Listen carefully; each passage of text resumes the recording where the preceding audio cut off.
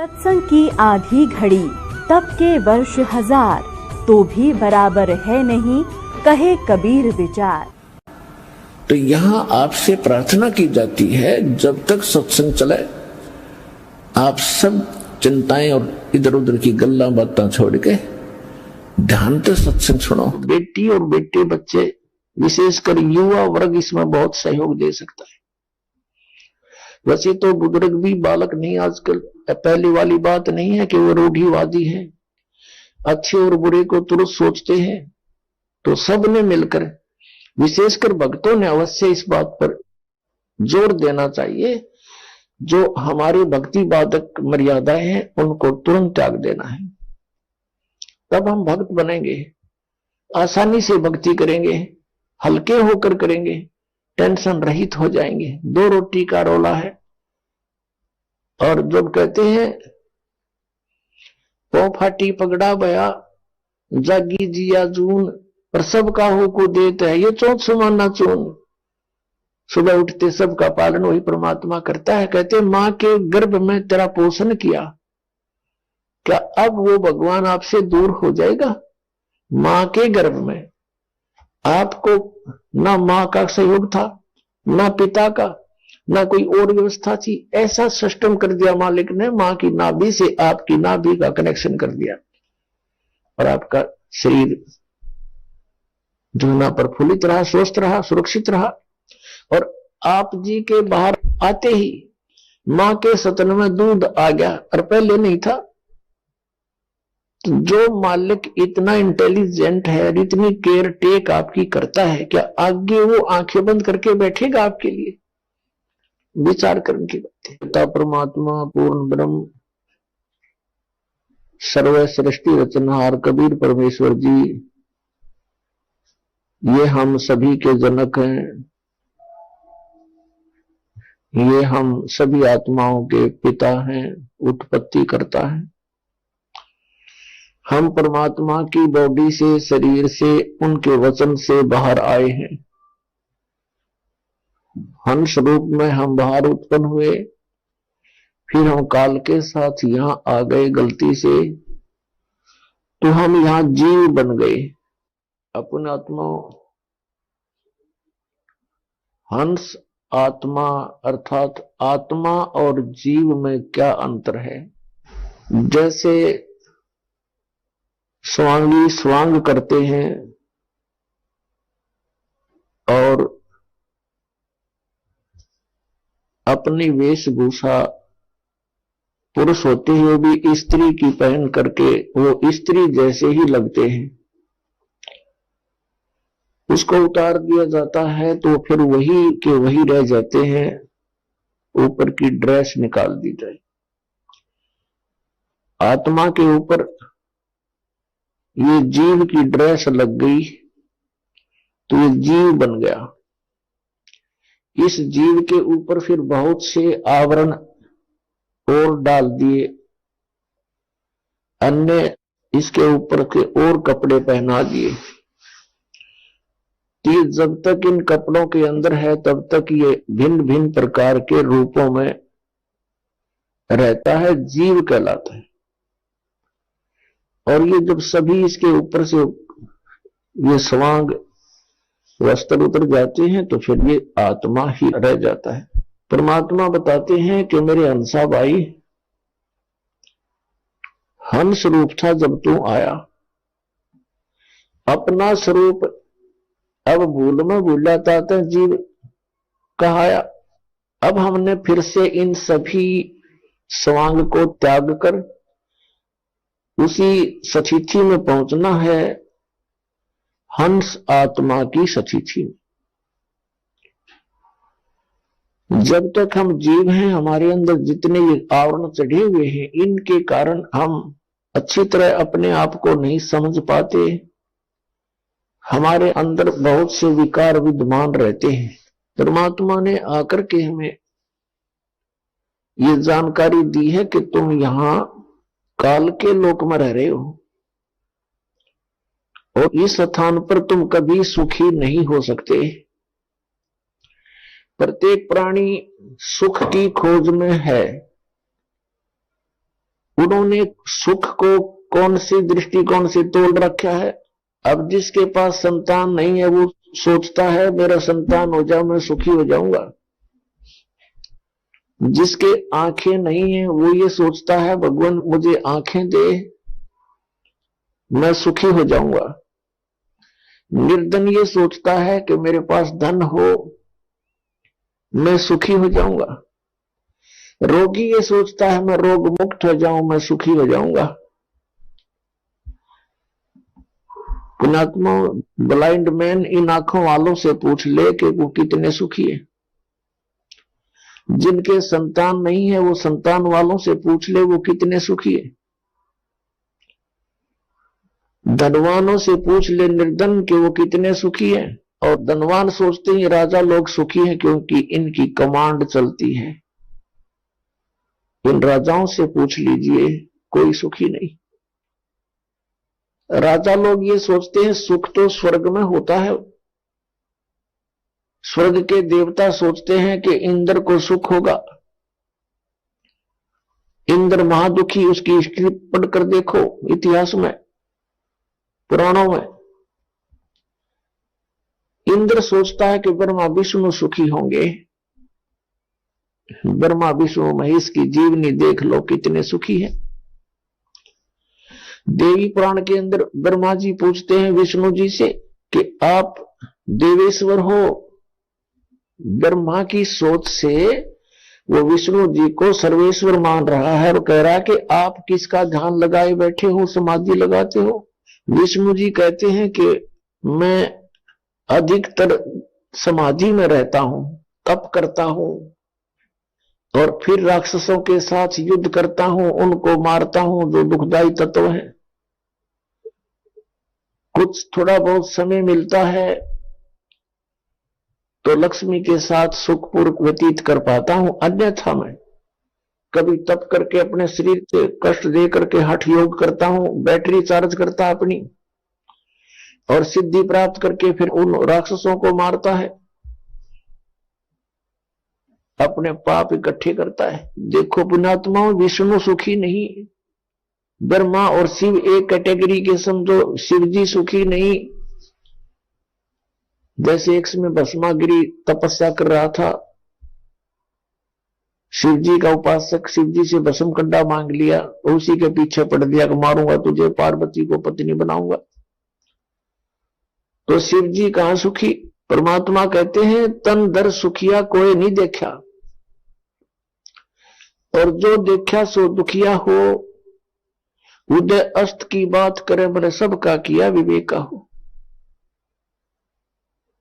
घाटे बाद सब जग दुखिया के गृहस्थी बैरागी हो और सुखदेव ने दुख के डर से गर्भ से माया त्यागी हो। जंगम दुखिया योगी दुखिया तपस्वी को दुख दूना हो। आशा तृष्णा सब में व्यापै कोई महल ना सुना हो। साच कहूं तो जग नहीं माने झूठ कही ना जाई हो। ये ब्रह्मा विष्णु शिव जी दुखिया जिन ये राह चलाई हो। सुरपति दुखिया भूपति दुखिया रंक दुखी वपरीति हो। कह कबीर और सब दुखिया एक संत सुखी मन जीती हो। यदि तुम यहां सुख खोज रहे हो वो आपकी भारी भूल है। परमात्मा ने अपने सच्चिदानंद गणब्रह्म की वाणी में कबीर वाणी में कहा है उसमें कुछ फार्मूले बताए हैं इस काल के लोक में जीने के लिए और आत्म कल्याण करवाने के लिए। इस फार्मूलों में से एक ये भी फार्मूला है कि ज्यों राखे त्यों ही रहूं हमरा क्या चारा और खाने जाद खरीद हूं गुलाम तुम्हारा। परम संत की खोज करके उस पूर्ण परमात्मा की भक्ति में लीन हो जाए और फिर परमात्मा से यही प्रार्थना करे कि जैसे आप रखो प्रभु अपने बच्चे को उसी तरह रखना। जो राखो तो ही रहूं जैसे राखोगे ऐसे ही रहूंगा मैं। और फिर कहते हैं राज्य क्रमता राम की रजा धरे जो शीस दास गरीब दरस परस तिस बैठे जगदीश। परमात्मा की रजा में राजी रहे, प्रसन्न रहे, जैसे भगवान फिर रखे। जैसे जब तक हम परमात्मा की शरण ग्रहण नहीं करते हैं, अपना जीवन जी रहे होते हैं, तो हम अपना प्रारब्ध ही भोग रहे होते हैं। उसमें दुख भी भयंकर आ सकते हैं और यहाँ के नकली सुख भी प्राप्त होते रह सकते हैं। कौन से सुख? जैसे पुत्र प्राप्ति, कोई व्यवसाय की स्थिति ठीक हो जानी, इस तरह के जो सुख हैं ये भी खूब मिल जाएंगे आपको। लेकिन इन सुखों का अस्तित्व कुछ नहीं है, ये आपके काम के नहीं है। आपके पास अरब संपत्ति होगी, अरबों की, अगले दिन आपकी मृत्यु होगी, वह संपत्ति आपकी कहां थी? आपके संतान है, पुत्र पुत्री है, पोते पोती होगे, देवता देवती होगे। आप मृत्यु के उपरांत पशु योनि प्राप्त कर गए, कुत्ते में घूम रहे हो, सैर सपट्टा करते उन गलियों के आगे से, आपको टूक भी ना डालने हुए। कहने का भाव ये है कि इस स्थिति को समझकर, यहाँ के सब इन कर्मों और आध्यात्मिक मार्ग को समझकर हमने अपने जीवन को एक सुचारू करना है। जब तक हम परमात्मा की शरण में नहीं है तो दोनों प्रकार के आपके ऊपर वो संस्कार प्रभावी रहेंगे। जब आप परमात्मा की शरण में परम संत के माध्यम से आ जाते हो, फिर आप अपनी मर्जी मत चलाओ। अपने यहां दीर्घ रोग लगा हुआ है जन्म और मृत्यु का, और हमने ये रोग कटवाना है। ये भयंकर जो है रोग है आपका, और ये बीमारी सबका लगी हुई है। ये ब्रह्मा विष्णु महेश का भी यही बीमारी है, इनको भी जन्म मृत्यु का रोग है। और आप जी ब्रह्मा विष्णु महेश से ऊपर किसी को मानते नहीं थे, विशेषकर पवित्र हिंदू धर्म के श्रद्धालु, और ये भी जन्म मृत्यु के रोग में।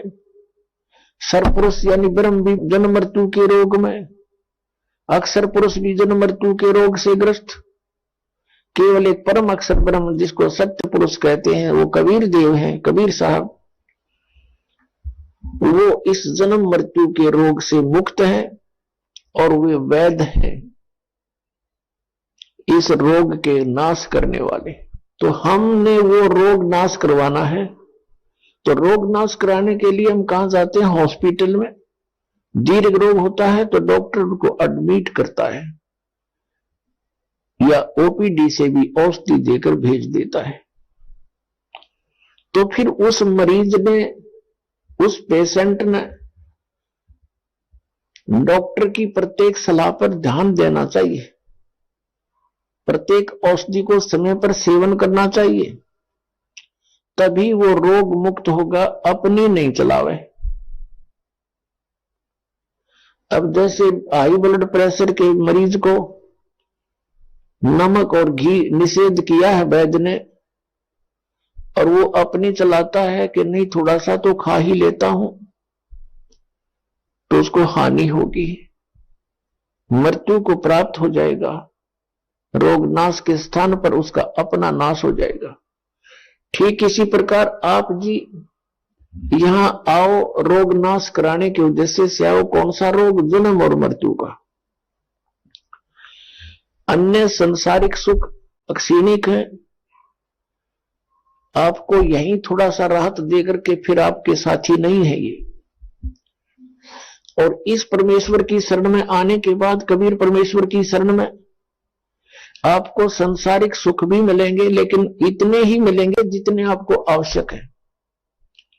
इससे अधिक आप डिमांड करोगे तो समझ लेना कि आप घी और नमक चाह रहे हो, जिसको डॉक्टर कभी अलाउड नहीं करेगा।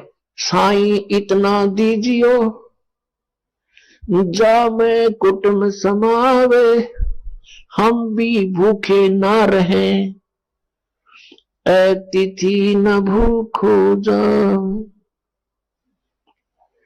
परमात्मा कबीर देव जी स्वयं चलकर आते हैं सतलोक से,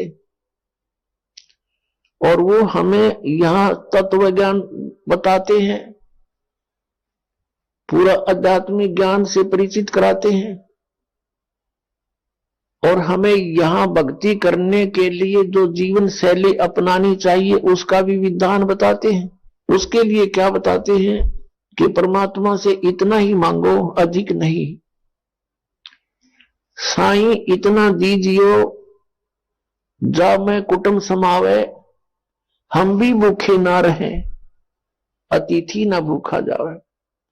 इसमें सब कुछ आ गया। जा में कुटुंब समावे अर्थात रिक्वायरमेंट ऑफ द फैमिली, यानी हमारे परिवार की आवश्यकताएं पूरी हों। उन आवश्यकताएं में आप देख लो सब कुछ आ जाता है। रहने के लिए एक झोपड़ी हो, कुटी हट हो, पर्याप्त है, और वस्त्र कपड़े रोटी ये मिलते रहे।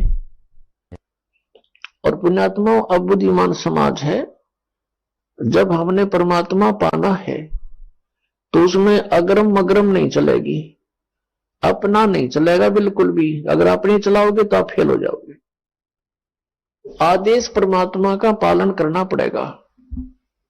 जैसे सीता जी को हिदायत दे दी गई थी कि ये रेखा आपकी कुटिया के चारों तरफ लगा दी गई है,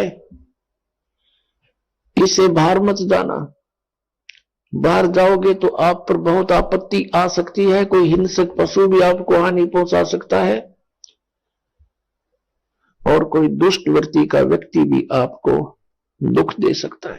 अब उसी समय रावण आ जाता है एक महात्मा रूप बना के और कहता है माई भिक्षा दो।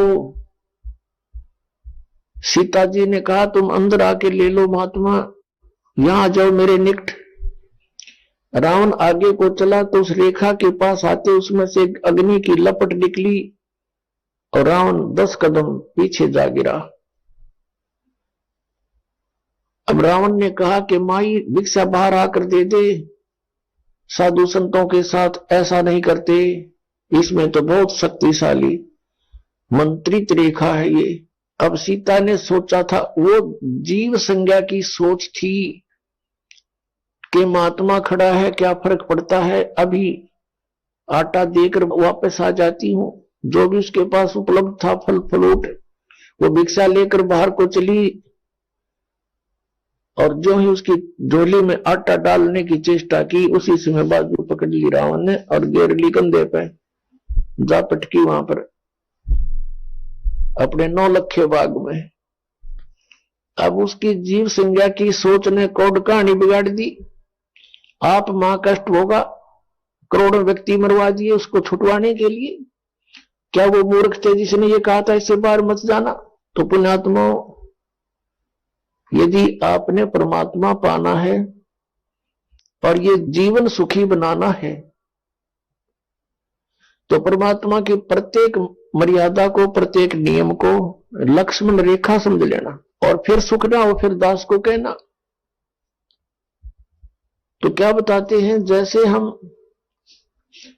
अरबपति हैं, खरबपति हैं, वो माया आपका कौन सा काम देगी? कल को मृत्यु हो जाती है और पैसा वैसे ही नहीं बनता, इसको जोड़ने में देखो कितने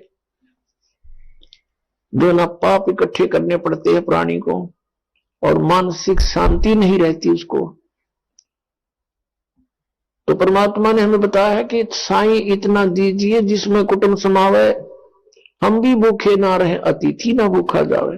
अब क्या बताते हैं परमात्मा? कहने का उद्देश्य ये है कि जैसे मालिक राखे उसी तरह आप रहना, फिर अपनी सोच को त्याग देना। हमने पैसों की और इन कोठियों की आवश्यकता कितनी है, किस लिए है? मकान बनाना इसलिए आवश्यक है, चाहे वो किसी टाइप का हो, झोपड़ी हो, कुटिया हो, कच्चे या पक्की छत हो, जैसी भी हो। उसका उपयोग कहां करते हैं, उसका प्रयोजन क्या है कि गर्मी सर्दी से हमारे शरीर की, बॉडी की रक्षा करें, और वर्षा आधी से भी बचाव बने, हमारे कपड़े गिल्ले ना हो, हम सुरक्षित बैठकर चैन से रात काट सके और भगवान को याद कर सके। और तो 10 कोठियां बना रखी हैं, एक कोठी में 10 कक्ष हैं, व्यक्ति एक कक्ष के और एक चारपाई पर 3x6 के इतना स्थान मुश्किल से ग्रहण करता है।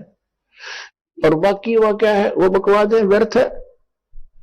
कहने का भाव ये है कि हमने परमात्मा की प्रत्येक मर्यादा को पालन करके सफल होना है। हम विवाह करते हैं बेटे और बेटियों का, कितनी बकवाद कर रखी है, कैर बना रखा है यू हमने अपने आप ही, अपनी बुद्धि से, जीव संज्ञा से। बच्चों का विवाह करना है, सिंपल वे से कर दो, ब्याह तो करना है, उनका संयोग जोड़ा जाड़ा परमात्मा का वही जुड़ता है, और उनका विवाह कर दो सिंपल वे से, समस्या हल हुई। इसी कारण से इन बेटियों को बोझ बना लिया जो गौ जैसा धन होता है। अब हमने इस तरह अपने इस पसरे हुए समाज की कुरीतियों को, रीतियों को भी ठीक करना है, तब हम हल्के होकर भक्ति कर सकेंगे। अब थोड़ा सा समय अवश्य लगेगा, लेकिन बुद्धिमान समाज को स्वीकारना पड़ेगा। अब जैसे किसी भी कारण से कपड़ों का आदान प्रदान करते हैं, लोग दिखावा है, वो ड्रामा है। किसी के पुत्र प्राप्ति होती है, उसके लिए झुगले ले चलेंगे, माता बहन वीर, बुआ वीर, रिश्तेदार वीर को जान पहचान वाले भी, उसका 50 कपड़े दे रहे हैं, और पैर को 10 साल फिर वो बड़ा हो जाए, वो व्यर्थ हो जाए, व्हाट इज यूज। तो इस तरह की जो बातें हैं, जो परंपरा पड़ी हुई है, उसको भी हमने सेट करना होगा, पर तभी हम सुखी होंगे। कोई त्योहार मनाते हैं, उसके ऊपर बहन को देकर आते हैं 100-200 रुपए का, और किराया ला देते हैं 400 रुपए। अब उस बहन को क्या उन 200 रुपए के आइटम आप लेकर गए, वो वहां उपलब्ध नहीं थे?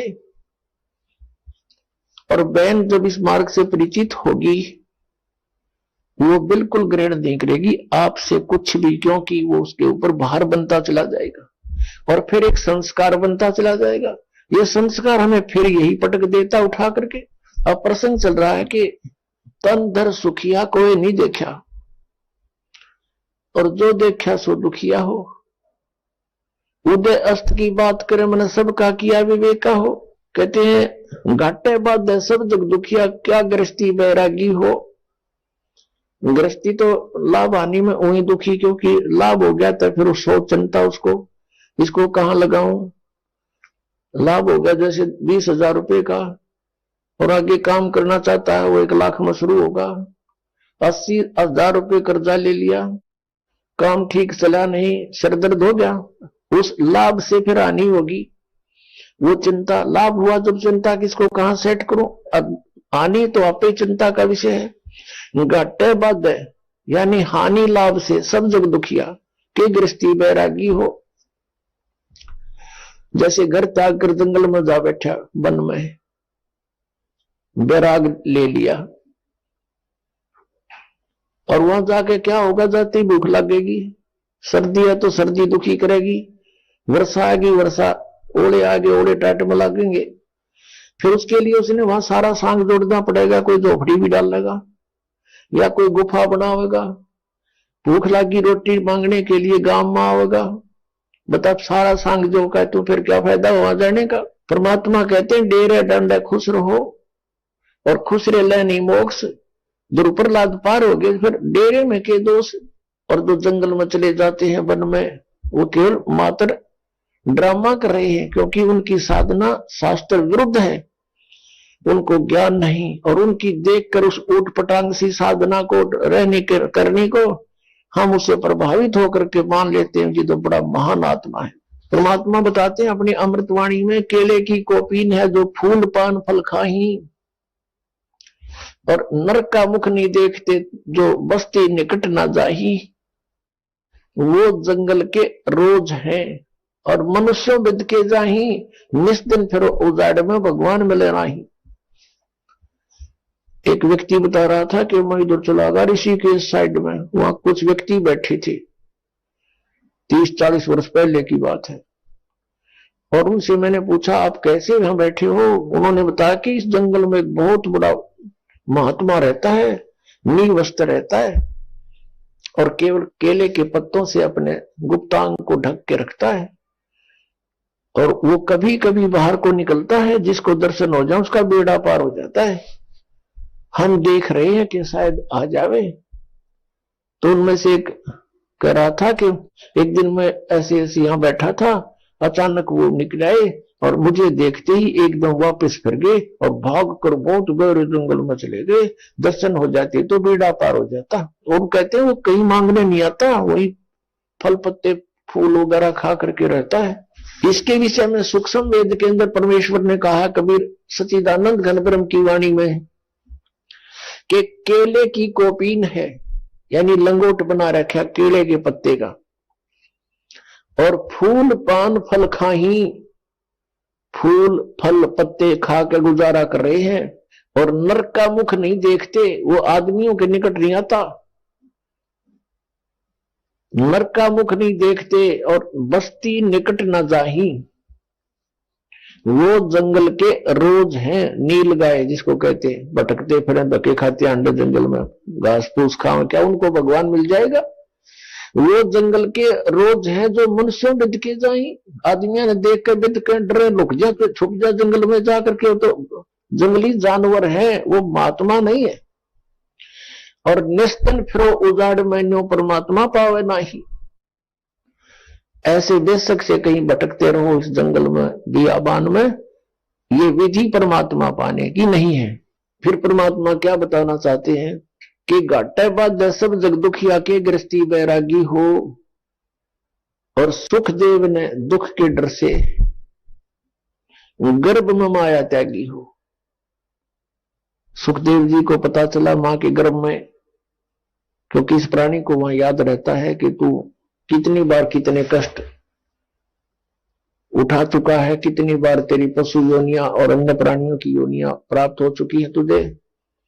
फिर ये कहता है, वहां रोता रहता है क्योंकि वहां घोर कष्ट होता है इसको, और कहता है भगवान अब के मेरा शरीर ठीक ठाक बाहर निकल जाए, आपको आजीवन याद करूंगा, कोई बकवाद नहीं करूंगा। अब मुझे सब याद है कि मैंने पिछले जन्म कितने खराब कर दिए। बाहर आते ही फिर इसके ऊपर ये तीनों गुण, रजगुण ब्रह्मा, सतगुण विष्णु, तमगुण शिव जी का एक एक इंजेक्शन लग जाता है तुरंत, और फिर ये अचेत हो जाता है। इसको नए सिरे से पढ़ाई कराई जाती है, तेरा चाचा या तेरी चाची, ये ताऊ, ये मामा, ये फूफा माँ, और ये भाई बहन पिता, इसको कुछ नहीं याद में कहा था, वो बना दिया जाता है ये। फिर परमात्मा आते हैं इसको चेताने के लिए, इस बोली आत्मा को, तू कहां फंसा पड़ा है, इस झूठे सुख को सुख कहे तू मान रहा मनमोद, ये सकल चबीना काल का कुछ मुख में कुछ बोध।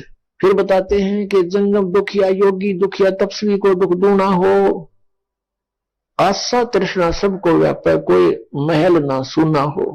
इच्छाएं सबके अंदर विद्यमान है, चाहे कोई गृहस्थी है चाहे बैरागी है, और जब तक ये अननेसेसरी रिक्वायरमेंट आपके हृदय में धरी रहेंगी, अनावश्यक इच्छाएं जो तुम करते रहते हो यहां की बगैर ज्ञान के, तो सुख नहीं, शांति नहीं, मोक्ष नहीं हो सकता।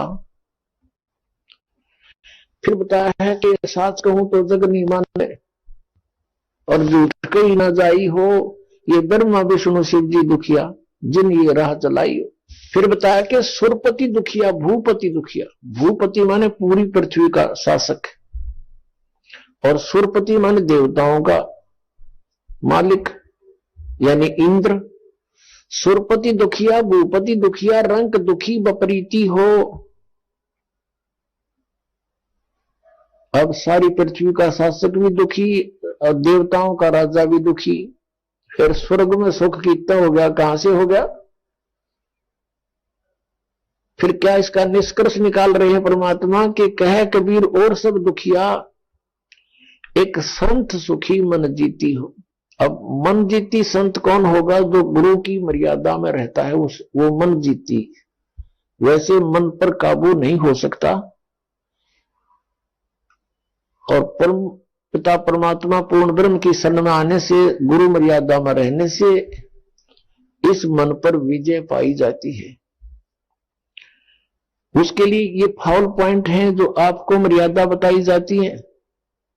तो पुण्यात्माओं, जैसे बच्चा गेम खेलता है, खेल खेलता है, उसके लिए कुछ पॉइंट होते हैं, उनको डिस्टर्ब होने से वो फाउल हो जाता है, और फाउल होते ही उसको उस गेम से बाहर निकाल दिया जाता है, तो उसका वो गेम उसके हाथ से निकल गया। तो इसी प्रकार आप जी परमात्मा के इस गेम में, इस गेम के प्लेयर हो, इस खेल के खिलाड़ी हो, आप जी ने सभी ने मर्यादा में रहना है, कहीं फाउल ना हो जाऊं। तो इस प्रकार हम इस डर से जो गुरु मर्यादा में रहेंगे तो हमने मन जीत लिया। आप देखोगे आपके साथ में पड़ोस में विवाह हो रहा है बेटा या बेटी का, और वो पूरा उद्मस्ता रहेंगे, डीजे लावेंगे, नाचे कूदेंगे, 100 फंड करेंगे, कोई कार देगा, कोई कोठी देगा अपनी बेटी बेटियां ने, या कोई दहेज मांगेगा। तो आपको अगर ये माल्य की वाणी और ये ज्ञान याद रहेगा तो आप हंसोगे उनकी मूर्खता पर। कहते हैं ना जाने काल की कर डारे, किस विध ढल जा पासावे, पर जिना ते सिर ते मौत खुड़क दी उन्होंने केड़ा हंसावे। यहाँ क्या पे खुशी मनावे। एक बहुत बड़ा अधिकारी था, रिटायर होने से पहले उसने अपनी पुत्री का विवाह करना सोचा कि अब मुझे सारे मेरे अंतर्गत जितने अधिकारी हैं सभी कोई ना कोई गिफ्ट देगा मेरी बेटी को। रिटायर होने से 6 महीने पहले उसने अपनी बेटी का विवाह किया। जिस विभाग का वो प्रधान था उस विभाग के बड़े बड़े अधिकारी, कोई 20,000 रुपये दान दे रहा है, कोई सोने की अंगूठी दे रहा है, नरे दान दुआ दिए बेटी ताई। आप रिटायर हो गया, विवाह के 8-9 महीने के बाद वो बेटी विधवा होगी, मृत्यु होगी उसके पति की। अपने आत्माओं जो उसने अपने जीवन में बताया था वो सारा ला दिया ब्याह में। वह बेटी पति मर गया, वह दोबारा ब्याहनी पड़ेगी, बालक कोई था नहीं। अब दोबारा ब्याहने में पहले जब इस प्रकार के ड्रामा करके हम अपने पैर पर कुहाड़ा मार चुके हैं, प्रथम बार विवाह में इतना खर्चा, अब दोबारा ब्याह तो उसको दुगना लाना पड़ेगा किसी के पल्ला लगाने के लिए। ये सोच कर उसका हार्ट अटैक हो गया। अब देखो कहां तक रोग इकट्ठा कर गया वो। आप गधा बनेगा, पशु बनेगा, सबका पाई पाई का हिसाब करना पड़ेगा उसको। और उधर से अपनी बेटी पर भार बनवा दिया उनके अधिकारियों के चढ़ावा चढ़वा के। अब वह उनके पूरे करेगी जब कभी किसी पशु नियम जाके। ये ऐसे संस्कार जोड़ दिए हमारे इस काल में, जुड़वा दिए।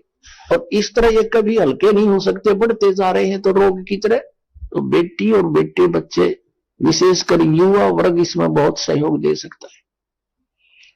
वैसे तो बुजुर्ग भी बालक नहीं आजकल, पहले वाली बात नहीं है कि वो रूढ़िवादी है, अच्छे और बुरे को तुरंत सोचते हैं।